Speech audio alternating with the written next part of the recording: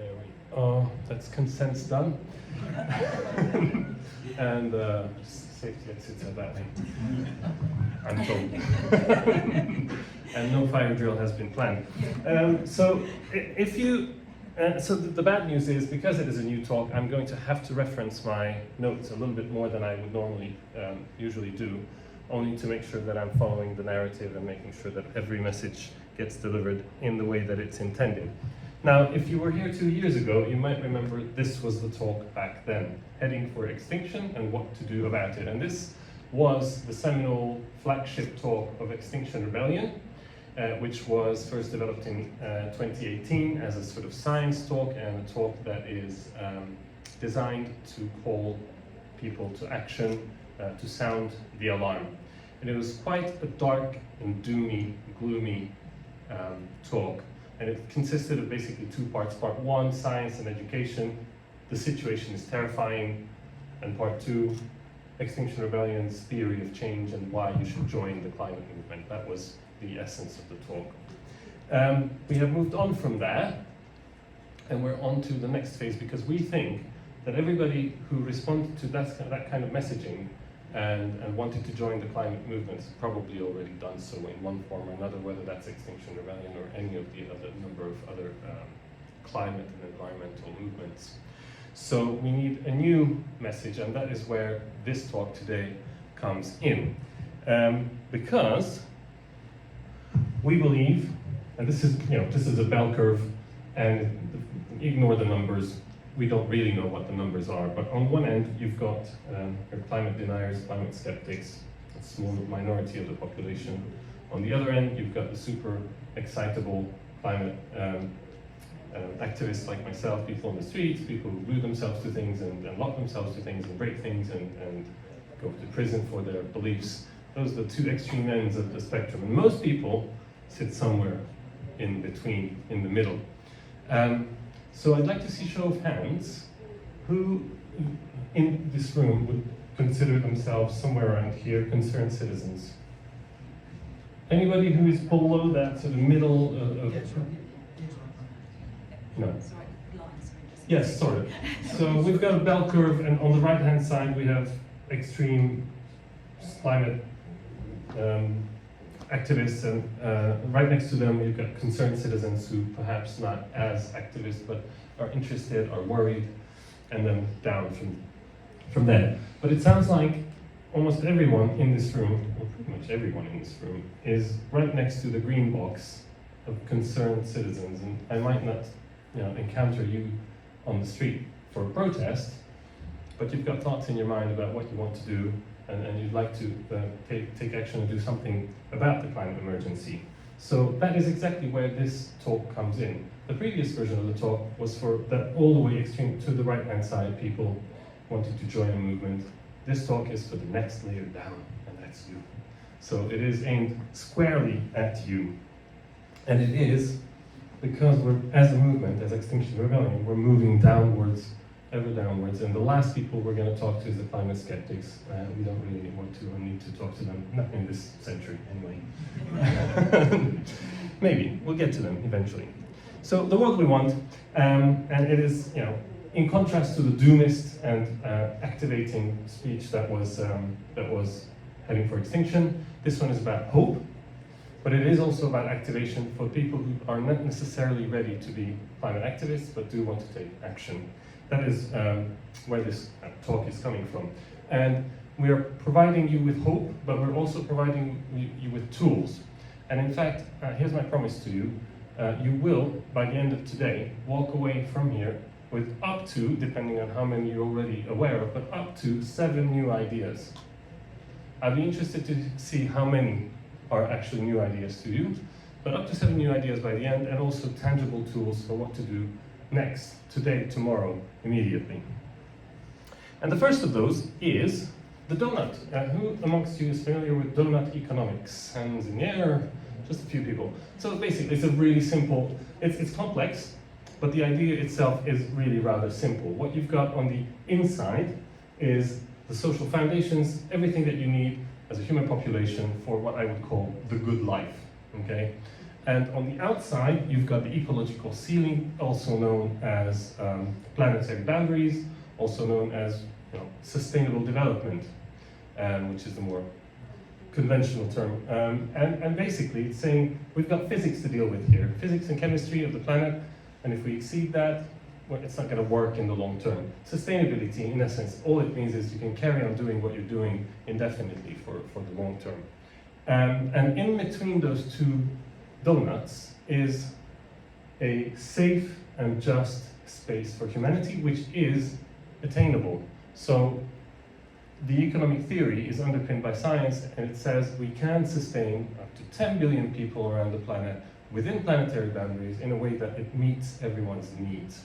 However, unfortunately, we aren't doing that at the moment. What we are doing instead is we are underperforming on the social foundations. I don't need you to read all these words on the slide, by the way. So, you've got social equity, gender equality, housing, energy, water, food, health, all of the things that people need for the good life. And you can see the red shade in there, which shows you that there is a shortfall. Not everywhere, not everything, but depending on the area, region around the world, and depending on the people, you have shortfalls. On the other hand, we are already exceeding planetary boundaries at the same time on a number of different things, such as chemical pollution, fertilizers, climate change, so temperatures, biodiversity, deforestation, all of these things we are already exceeding. Some of them we aren't exceeding yet, such as ocean acidification, but it is going in that direction. And some, such as air pollution, is just not very quantified. So the green donut is what we're trying to achieve, and the red donut is where we are at the moment. We need to get out of there. And another point to make really quickly is that these issues are interconnected. So even though Extinction Rebellion is a climate movement in the classical sense of the word, and an environmental movement, or we call it the climate and ecological emergency. But because these are interconnected, you can't just fix one of them and let the other ones slide. You have to fix all of them. Some will have bigger impacts than others. So for example, if you fix CO2 pollution, a lot of other things fall into place. If you fix deforestation, social justice issues fall into place. But economic inequality, social inequality, deforestation, climate change, biodiversity, all of these things are interconnected, and we have to fix them all. And that sounds like a really big thing to do, and it is global in its nature, and we've never had an issue such as this, which was that global, or global at all. And because we're exceeding planetary boundaries now, we've overgrown our own planet, and that is what we need to deal with. We are currently far away, what happened there? Far away from the world that we want. So this is not science fiction, this is all images from 2022, 2023, 2024. You've got the German floods up top left, you've got the Greek wildfires top right, you've got Pakistan, which almost looks identical to Bangladesh, in the bottom left, and the images from Valencia will be very familiar to anybody watching the news. So all of this stuff is, this disruption is coming, it's happening, and it's happening more and more, and it's happening bigger and bigger.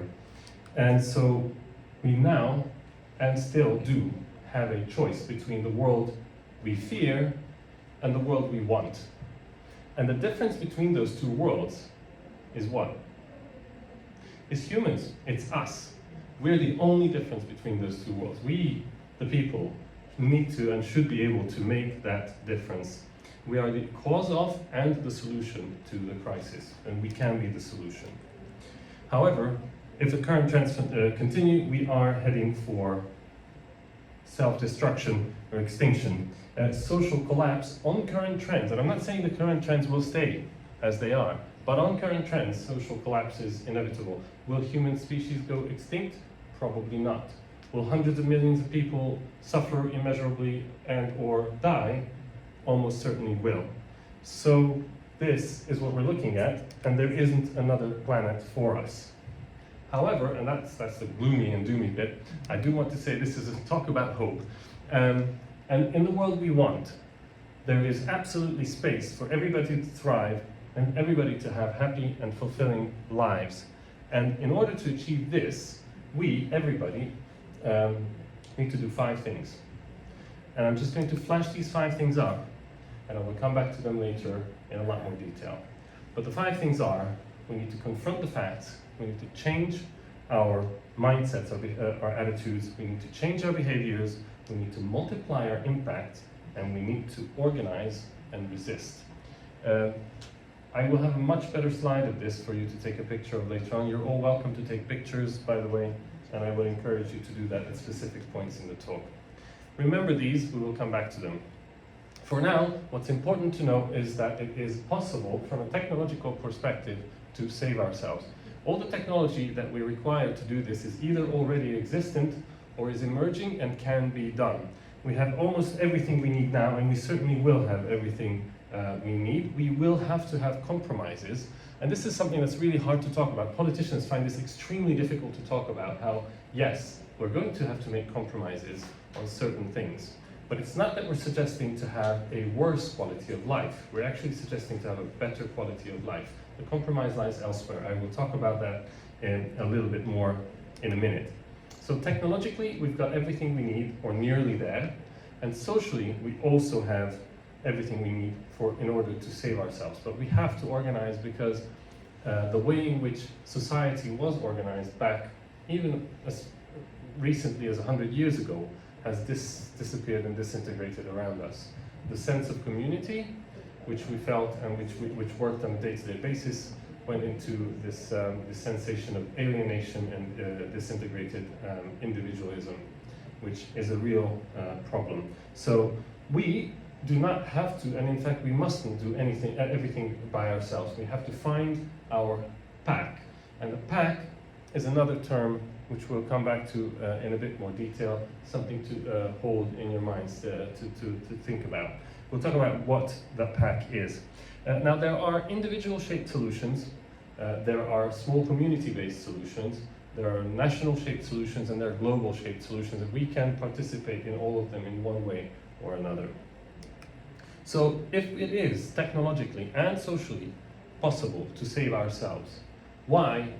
It begs the question, why is it that we don't already have the world that we want, that everybody wants? And why is it going in the wrong direction? And there is a system in place which is a ratchet, which isn't allowing that to happen. And what I would say that system is called is the unfettered, unrestricted capitalism, the neoliberalist paradigm of capitalism, where the only force that really matters is the market, and it is humans, us, that serve the market, not the other way around. And it really should be the market serving people, and not the people serving the market. And the market, it ultimately serves, and I'm not one to point fingers, but it is serving the rich people, it is serving the polluters, and it's serving those that support them, their lobbying infrastructure. So unrestricted growth is unsustainable. We mentioned sustainability earlier, which means being able to carry on doing what you're doing indefinitely. If we allow this kind of neoliberalist capitalism to continue, it will become unsustainable, and it will inevitably lead to collapse, social as well as environmental. And there is an organized effort that is in place to stop us from stopping them. Who is them? Them is the mega rich, them is the mega polluters, them is their lobbying infrastructure. First, of course, when it came to climate change, they said, oh, it's not happening. Climate denialism, right? That was rife for a long, long time, but it's changed. Now it's climate delayism. Oh, yes, it's happening, but it's not humans causing it. Or yes, it's happening, yes, the humans are causing it, but it's not a problem. In fact, oh, CO2 is plant food, it's beautiful. And then they said, well, yes, it's happening, yes, we're causing it, yes, it's a problem, but don't worry about it, we'll sort it out. Yeah? Net zero by 2050, you'll be fine. And now they're saying, beginning to say, it's happening, it's a problem, and there's nothing we can do about it, so might as well not try. And the thing is, every time we allow it to happen, they go backwards. And look at Donald Trump, he's back all the way at the top of this list of climate denialism. So it's a ratchet, and we have to keep fighting it every single time. However, we can actually cancel the apocalypse, and a positive vision is possible. It will not look like what we have today, and it will also not look like what we used to have. So people who are nature conservative, I would say, and think, I'd like to be the way it was back in the 50s, or back in the last century where nature was intact. It will not look like that. It will never look like that again. And it won't look like it as it does today. 2024 was the hottest year on record, and it is also the coldest year going forward. So, or thereabouts. And you know, there's fluctuations in climate, but it is going to be one of the coldest years going forward. So we will never go back, not in this century, not in this millennium. But it will be better than if we carry on doing what we're doing now. And to be, I don't know, as a personal note from me, I am sick and tired of being sad about it. I'm sick and tired of being disappointed, and I don't want to be ashamed, you know, of my species, of what we do, because we have inherited what may be the only habitable planet in the galaxy, or certainly in our neighborhood of any reachable size, and we're not dealing with it very well. So it is up to us to create a vision and go towards that, and that is why I'm here today, and which means that there's no other place I'd rather be than right here, right now. But I hope it's also why you are here today. And I want to talk a little bit about the world we want. What might that feel like? What might that look like? Just to give an idea, and maybe this is a subjective idea for me, and everybody can have their own vision of what the world they want to envisage for themselves. But it's certainly true for sure. There's a couple of definites here. Number one, the economy will need to be treated as an ecosystem. It needs to be part of the planet. It cannot be apart from the planet. Humans will need to be treated as part of planetary ecosystem. We cannot be apart from, we have to be a part of nature. It has to be cleaner, it has to be greener, it has to be more communal, it has to be more fair, less greedy, probably less speedy as well, less selfish for sure. In my mind, it will be slower, less pressured as well, and it will be sustainable by design, you know, donut economics, circular economies, etc. And we will have developed a new set of aspirations for what it means to have the good life. Just as an example, one of my sons is a great fan of a DJ called Alan Walker. And Alan Walker is a fantastic DJ, I'm sure, and the music is fun, and a lot of kids love him. We went to this concert for him, and I checked him out on Wikipedia before we went, just so I know a bit about him. And it turns out that he's in his early 20s, and most of the Wikipedia entries were about him owning an Audi R8, and then him owning a Ferrari, and then him owning a Lamborghini, and it was all about petrol, basically. And it was just so disappointing. Why children and young people aspire to this kind of image, and he's the pinnacle of achievement in the eyes of my 11-year-old. It's crazy. So we have to have different aspirations. And so for me, I would like to live in a world where I have everything I need and nothing I don't. I have a house that's big enough for me but not too big. I have access to food, but not too much meat, or no meat at all maybe, if that's my choice. But I should have access to protein alternatives, which are low carbon. I will have access to, in my mind, a low carbon, low cost public commute system, which will enable me to go to the places I want to without having to own a car. I will have almost free electricity because it will be locally produced by a collaborative or by the local council, which is owned by us and not by some other corporation, the other side of the planet. I will have to work less because I have to earn less. My food will be cheaper because I will work on a community farm just a few hours a week, and I will have abundant access to fruit and veg, so I will have to shop less. I will not use plastic. I will be recycling everything, not because I'm a good guy, but because everything will be recyclable. I will have access to cheap repairs and expensive new stuff, which will incentivize me and motivate me not to throw stuff away. Circular economies. Whatever the case may be, and maybe your vision is different, but I know that I will be a much more grounded, much more satisfied, a calmer, less anxious, a better me. That is the world that I want to live in which I can feel good about myself and the environment around me. That is my vision. However, because of the things that we've done to the planet so far, which we have been doing for a long, long time. I mean, humanity has been terraforming Earth for over 10,000 years. And the consequences are being seen today. And we have what I would call an addiction problem. And there's no question about the problem and the source of the problem being us.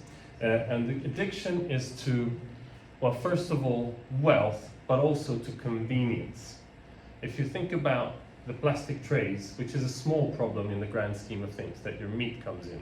Did it used to come in plastic trays? No. Did my fruit and veg used to come in plastic bags and plastic trays? All of that stuff is super convenient. But right now, if I walk into any supermarket, it's very difficult to buy anything other than plastic wrapped stuff, double and triple wrapped stuff. And that's just one example of how convenience gets us hooked. Cheap flights. If I want to go to Edinburgh tomorrow, I can fly there for 40 quid, or I can take a train for 150. And I know which one most people are going to have to choose. They'll choose the option that's cheaper to them, and it's very, very convenient as well. So this unsustainable addiction is causing the problem. And the real problem is that we know this, we have known this for decades now, and it is continuing to go in the wrong direction. And the technological and the behavioral change is not happening at the right sort of pace. It is happening. I mean, we can see electric cars out on the road. Maybe 5–10% of cars are now electric. That's big, but it is nowhere big enough. So the business as usual, with the continuation of increase in CO2 emissions, is going to continue. And until and unless we stop CO2 emissions completely, rapidly, and forever, it's just going to continue to accumulate in the atmosphere, and there it stays for at least a couple of 100 years, with the impacts baked in for a long, long time to come. The impacts we can see though on land, droughts, wildfires, floods. We can see them everywhere around the globe, including the UK. We can see it at sea, a lot of different impacts at sea: sea level rise, temperature rise, eutrophication, acidification, the coral bleaching, sea plastic, you name it, overfishing, dredging.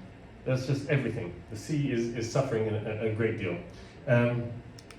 And we can see it in the UK. The UK kind of trends with the globe in terms of floods, as well as sea level rise, as well as wildfires. And you're looking at this picture. This is the UK last year. I don't exactly know which town it is, but it could be a town near you. And so we're not immune to it. We've had the wettest years, the hottest years. We've had the most wildfires ever. We're having wildfires, so many wildfires in the moors now, between the month of January and April, that we used to have in the entire year. So more than double, triple the amount of wildfires. In Paris in 2016, we agreed that we want to keep temperatures below 2 degrees and hopefully as close as possible to 1.5. This last year, we crossed the threshold of 1.5 for the first time. You may or may not be aware, but in order for it to be officially 1.5, it has to be on a 10-year scale.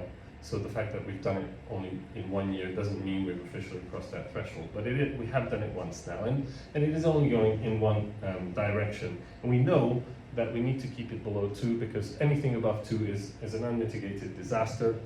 Net zero by 2050 gives us 2.3 or 2.4 degrees. So when your leaders promise you net zero by 2050, what they're really promising you is a disaster zone.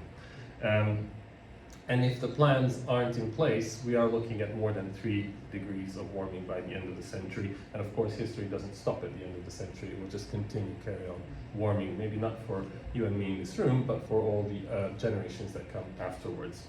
And the problem is, all of these climate models that predict the temperatures going forward have a tendency not to be very good at factoring in feedback loops and tipping points. And these are big natural systems around the globe. I'll show you a picture in a minute for where they are, which if they kick into motion, they flip ecosystems into a whole new different state from which there is no return or very, very difficult return over the course of tens or hundreds of thousands of years. And the models don't account for these, and some of these might happen in the next 10 years, at which point we, as a human species, we lose control of our climate. Stuff like this, so it's everywhere. You know, the West Antarctic ice sheet is a very imminent threat. So is ice sheet loss in Greenland. Both of these cause massive amounts of sea level rise. If the Amazon rainforest dies back and turns into savanna, massive CO2 event.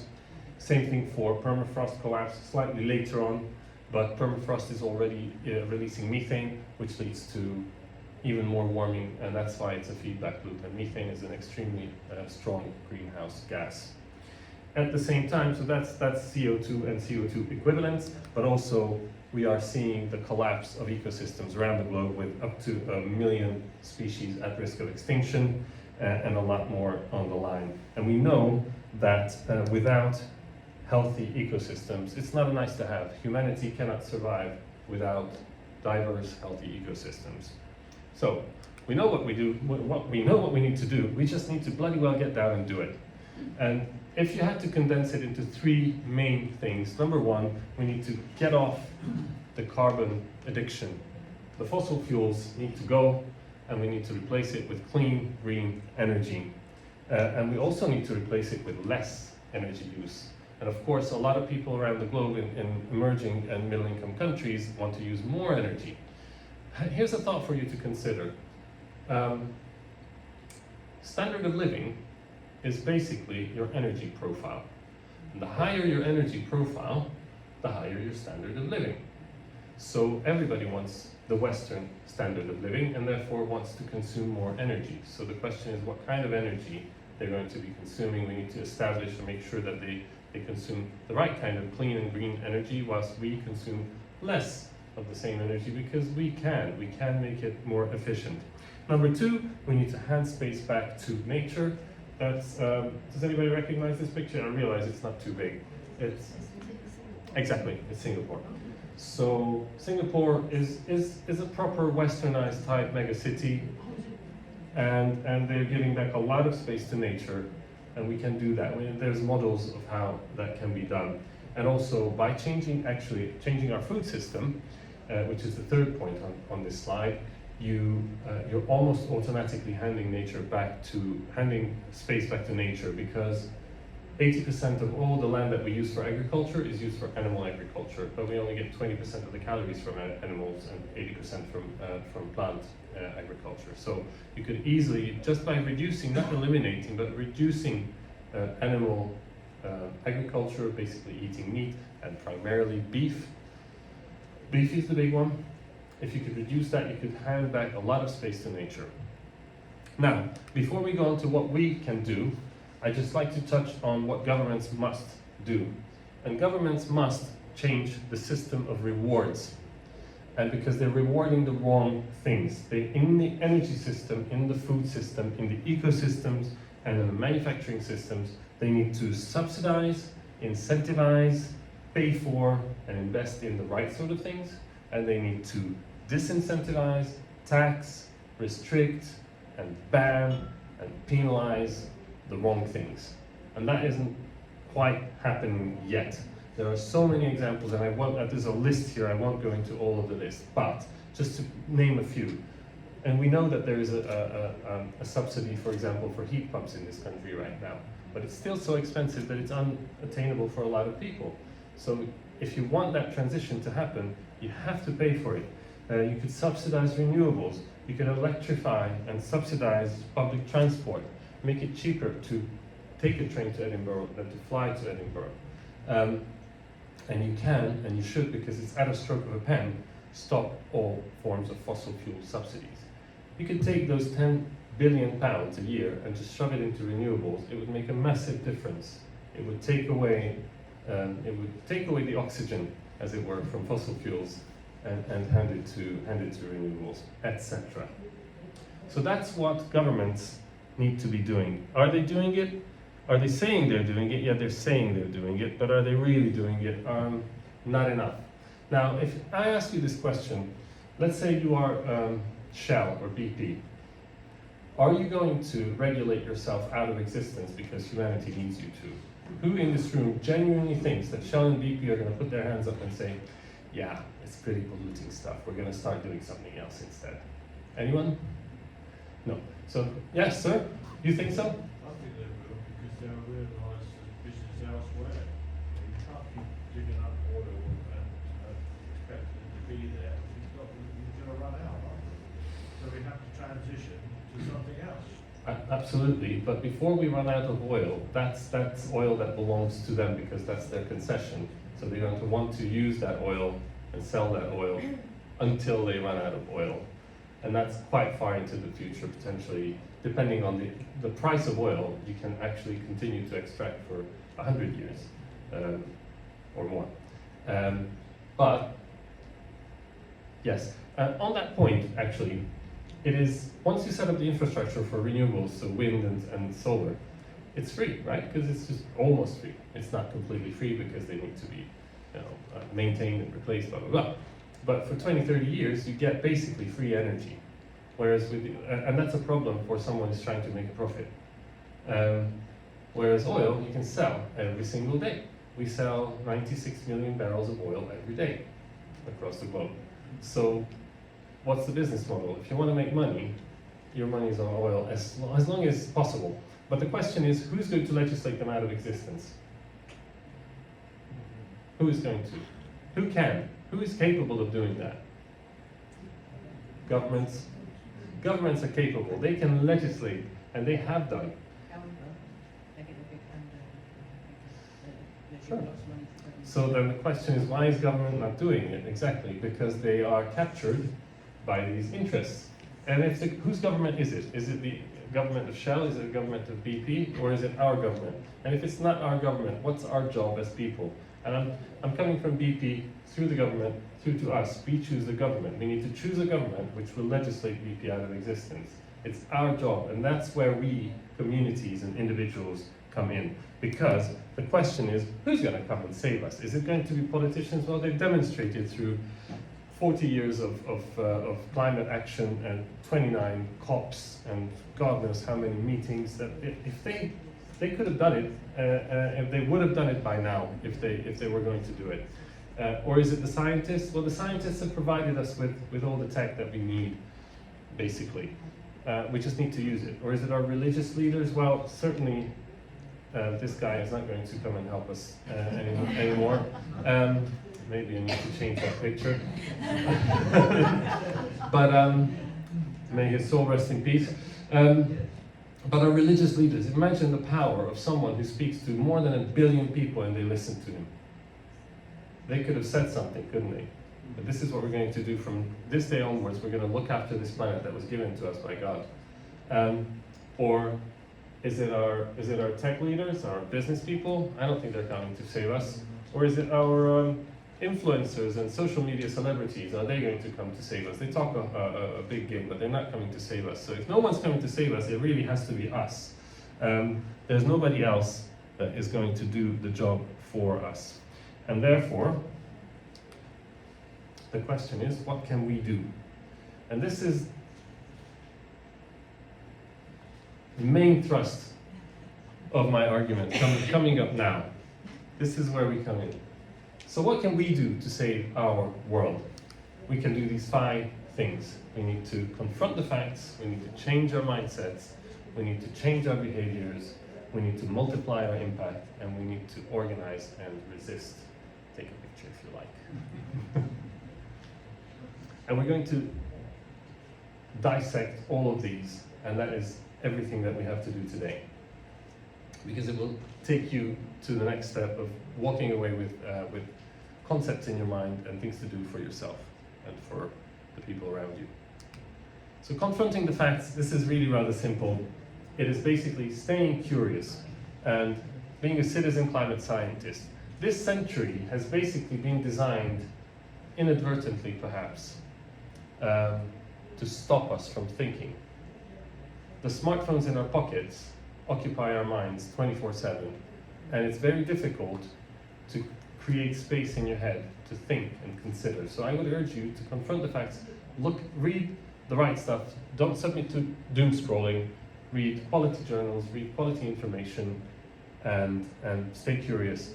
A well-informed electorate is a powerful electorate, so we need to be that.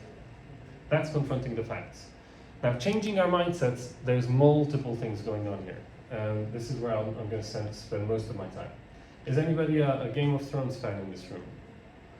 1. 2, make that 2. 3. Okay, well, I really like Game of Thrones for all sorts of reasons, but this quote is what really captured my imagination. When the snows fall and the white winds blow, the lone wolf dies, but the pack survives. And in a way, it doesn't matter who said it in what film. It is, what really matters is that humans have, we have a natural instinct of wanting the best for ourselves, right? It is pretty normal. I wouldn't even call that selfish, it's just normal. And it turns out that this kind of selfishness, wanting the best for ourselves and for our loved ones, our descendants, leads to, in the long term, so my long-term selfishness requires a short-term solidarity. What does that mean? So our ancestors, as we know, lived in these small communities, small social networks, and they knew very well that the survival of the individual depended on the survival of the tribe. Without the tribe, the individual was cast out and would not survive. And so our job now is to recognize our pack. Where do we draw the line? What is our pack? Our pack, because CO2 doesn't know how to stay in the room or in the country, our pack is the entire planet now. We need to recognize, yes, even the billionaires are not going to be able to escape this planet. We're all in it together. That's one level. That's a level that we need to bear in mind. But it isn't the level where we're working, because I cannot work on a global level. I cannot have an impact on a global scale. Very few people can. So, and what people notice is what happens in their local community. Is the air clean? Is the water clean? Are the roads safe? Is there floods? What's the temperature like? These things happen locally. So everything, my local pack, my neighbor, is my most important pack member, because I can help them and they can help me when the lights go off, for example. When COVID strikes, it's going to be my neighbor who requires my help to deliver food or whatever. So finding our pack globally as well as locally, we must discover it, and we need to do that urgently. Now, this is going to be the most probably complicated concept, and we've wrestled with this quite a lot. So, give me 3 minutes to explain this. It might not, and I've had feedback that it doesn't sound right, so we're going to work on what it says on the slide, acting as if we can. So humanity is good at 2 things and bad at 2 other things. Humanity is good at empathizing with people and things around them, physically close to them. So if I see a child fall over on the street, I'm going to go over there and help them. If somebody needs to cross the street who has got a visual impairment, I'm going to go over and help them. It's very easy to empathize with these people. It's very difficult to empathize with someone who's on the other side of the globe experiencing a flood or a wildfire. I can imagine it intellectually, but I don't get the visceral feeling. Like if I'm mugged at knife point at night in the park, I get a visceral feeling. Can you picture that visceral feeling of, oh? You can intellectualize it, but you won't feel the same way about the person being in a flood on the other side of the globe. We struggle to empathize with people distant into the future. I can't even empathize with myself in 10 or 20 years' time. I don't know how I'm going to feel then. And so certainly I cannot empathize with people living around the globe in the distant future. So, empathy locally, yes. Distance, no. And the other thing we're good at is perceiving danger locally. If I see a saber-toothed tiger, I'm pretty sure I know what I need to do. If I see an eruption of a volcano, I know what I need to do. So I can perceive danger locally close to me. Somebody's chasing me with a knife, I'm running. However, I don't know how to perceive danger that is removed at a distance or by time. We have not developed as a species to be global in that sense. We're developed to be very local. And yet, we need that sense, that perception. And so, I have an analogy for you, which is the heart surgeon. So, a heart surgeon went into medicine because they care about people, they want to help people, they want to be very useful to society, and that's fantastic. However, when the child comes into the surgery table and the surgeon operates, that surgeon is dealing with a piece of heart tissue. Not with the child, not with the child's anxieties and hopes and fears, and definitely not the children's parents who are freaked out in the waiting room. And they're also not dealing with their own emotions in that moment. They're not manipulating heart tissue because they care about the heart tissue. They're doing a very mechanical, very precise, very skilled job in order to achieve an outcome. And once that job is done, then they can return to caring. And what we as climate activists also have to do is we cannot empathize with everybody all the time because we would burn right out. And so we need to connect with that empathy and connect with that perception of danger and then act by stepping aside from it, leaving it to one side. If I cared about everything and if I was worried about everything all the time, I would be paralyzed to act. And so our job is to act, take action as if we cared, but setting that caring, setting that empathy to one side for the purposes of being able to do meaningful action. Am I making sense? The next thing, if you ask a person at the end of their lives, what would you rather have, health or wealth? What are they going to tell you? They would have 100 times out of 100, they'll tell you, I'd just like to live a little longer. I'd like to have a bit more time with my family, with my grandchildren. I want more health. Why can't we take that insight and bring it forward into everybody's lives, not just at the end of their lives? You know, as a society, we need to aspire to different things. And that also means we need to measure success in different ways. GDP on a country scale, gross domestic product, is how we measure a country's success. Growth, Rachel Reeves. Right? Which is growth in GDP. Instead of, and for individuals, that's the size of your bank account, or the size of your car, or the size of your house, or the number of whatever investments you might hold. And we need to change, convert that from, that's what we would call standard of living, and we need to convert that into quality of life. So standard of living, energy profile, and money in the bank. Quality of life on the other side is, I guess, what we would call happiness and a good life. And somebody at the end of their lives would choose that over this any day of the week. And like I mentioned, we aren't suggesting a reduced quality of life. In fact, we're suggesting a better quality of life by aspiring to these different things. The good news about mindset change is that social change, like environmental tipping points, is also very much possible, and we have lots of historical examples of social tipping points taking place. And it appears to be the case that only about 20 to 30% of society needs to change their behaviors in order for those tipping points to occur.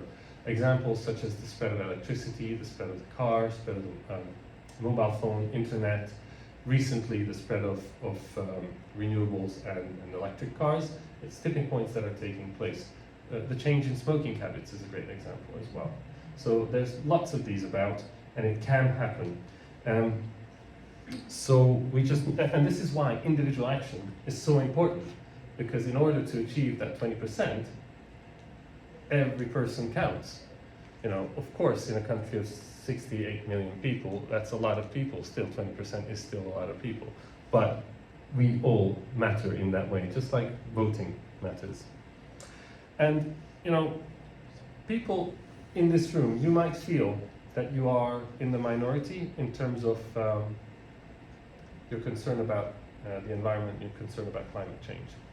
As a matter of fact, study after study proves, and there's a brand new one which was conducted with over 300,000 people in 125 different countries, 89% of people are concerned that there's a climate emergency, are aware that it's human caused, are worried about it, and they want more climate action. 89%.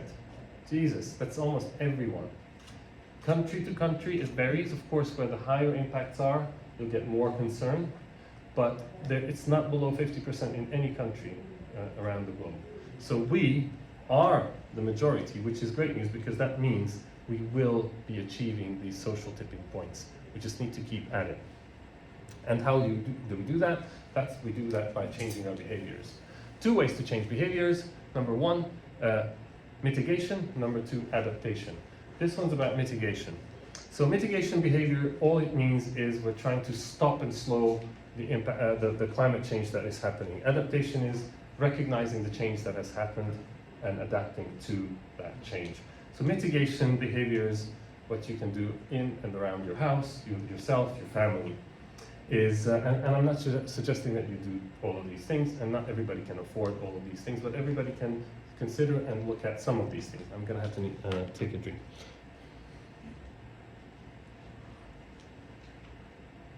Now, first of all, stopping burning stuff, as we've said. Stop burning stuff. That's coal, oil, gas, wood. Wood burners are some of the worst polluters in local environments, and they pollute more than diesel cars. Reducing or stopping flying. I do not fly, for example, and I'm not suggesting that everybody follow suit, but I try to travel slowly. If I need to go somewhere, for example, I'm going to Barcelona in the next few weeks, I will take a few trains and it'll get me there in 14 hours. Yes, it's not a 2-hour flight, but I can get there and I can do my work. Home retrofitting, all sorts of things can be done. Reducing meat in our diets, particularly beef. Reviewing your consumer choices, all of them. What are you buying that's physical objects? What are you buying from service providers, banks, pensions? All of these can be reviewed from an environmental sustainability point of view. And of course, by sheer fact of existence, everybody who is born will have a carbon footprint. There's no way around it. You cannot zero in, you cannot get completely zero carbon footprints. You burn, you are an internal combustion engine. You're burning stuff and you are exuding CO2. So you have to, in some ways, mitigate that by using carbon offsets. And carbon offsets are not the be-all and end-all, and they're not a tool for, or an excuse for continuing running business as usual.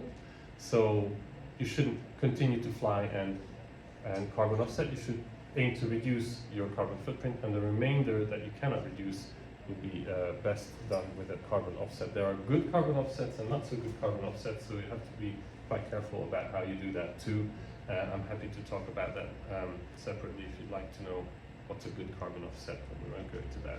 So those are some of the mitigation behaviors. Let's go over to adaptation, which is kind of modifying your life to fit with the new realities of what the planet is going to look like.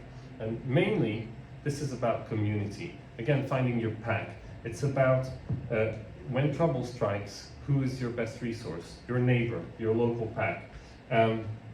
We need to reduce our reliance on food that we buy. We need to make locally as much food as we can. We need to prepare for extreme weather. There will be heat events, there will be flood events. Are you prepared? What would happen in your house? Just put your question yourself. If you didn't have electricity for 2 weeks, or if you couldn't buy groceries for 2 weeks, how would you cope with that? Increase your resilience, step by step. Do you have, in the EU now, they recommend a food store of up to 3 days extra on top of everything you would normally buy. My recommendation would be 3 weeks. Not because it's going to happen necessarily, but if it does, remember what happened when COVID, the first lockdown? We ran out of pasta, rice, toilet paper, flour, all the potatoes, all the basics.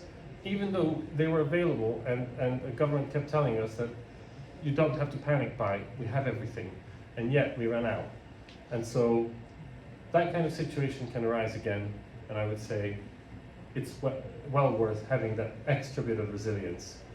I have a go bag. Does anybody know what a go bag is? Okay.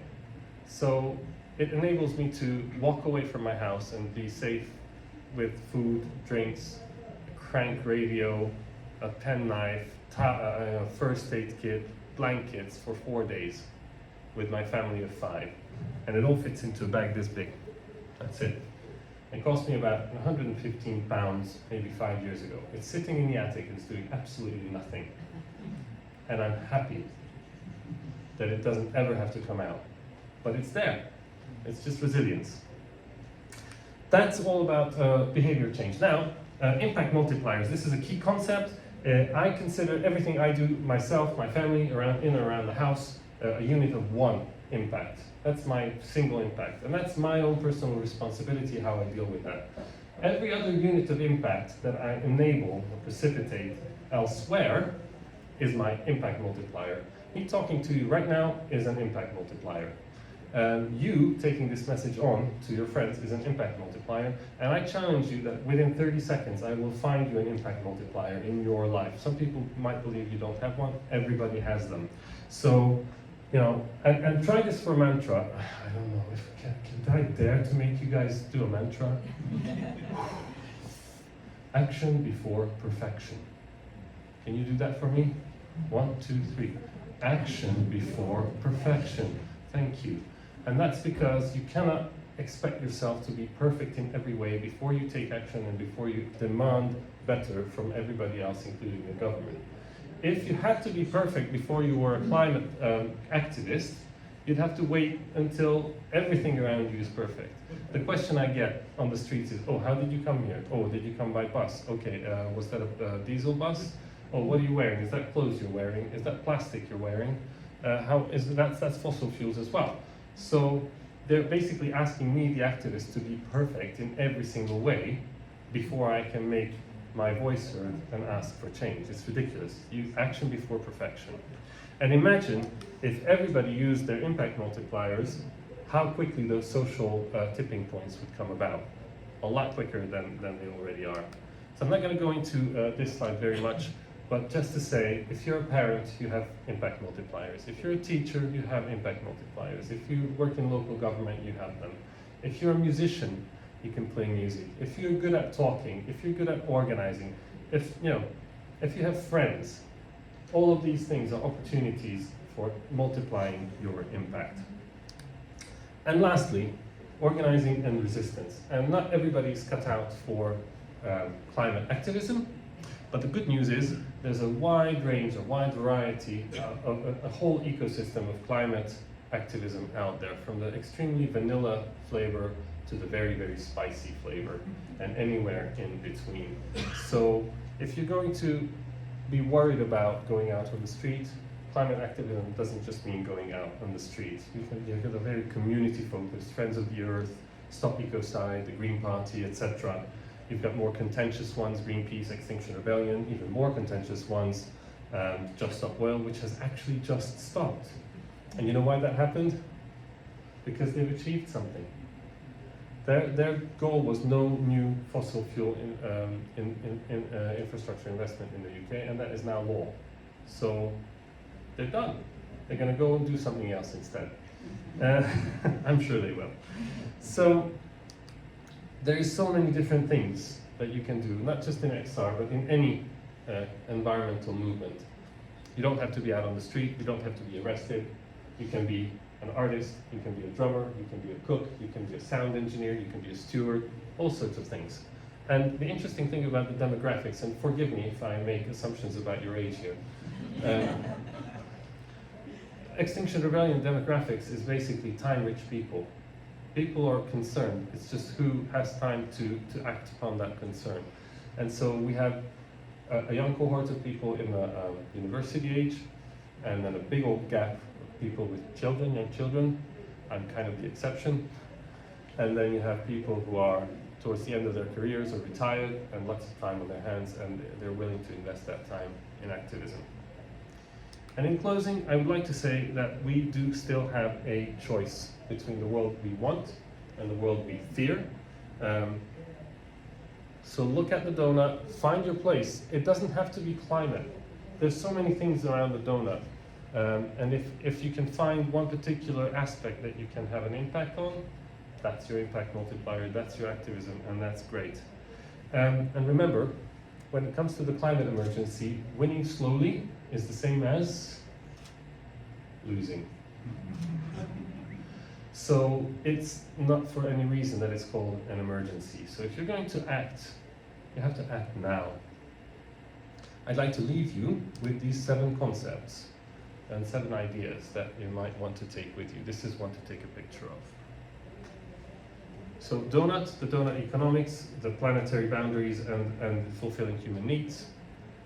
We've got finding your pack locally as well as globally. We need to choose quality of life over standard of living. We don't need to care about everything and empathize with everyone all the time. We just need to act like we did and act accordingly. We need to look for and find and use our impact multipliers. We need to not worry about not being perfect. We just need to take action before perfection. And remember, we are the silent majority. Don't buy into the noise of a very noisy minority. This talk is over, and it's been put together by Humans of Extinction Rebellion.